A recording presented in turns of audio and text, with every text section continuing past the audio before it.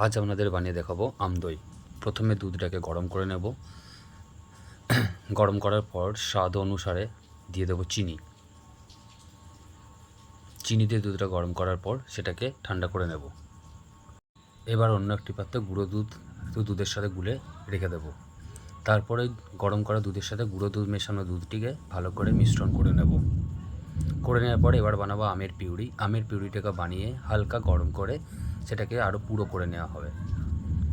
পুড়ে করে নেওয়ার পর কিছুটা টক দই জল ঝরিয়ে নেব। জল ঝরানো টক দইটাকে এবার আমের পিউরির সাথে আমরা মিক্স করে নেব ভালোভাবে।